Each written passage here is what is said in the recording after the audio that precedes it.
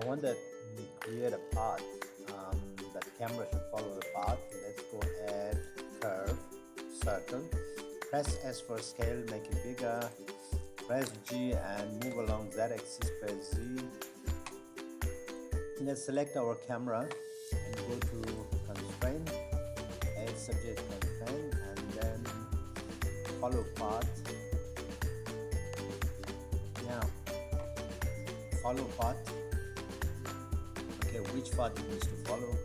Let's go get the target. That's circle. Before this, when you press N to make open this here, press N. Open and make this all 0, so it should be in the middle of your object.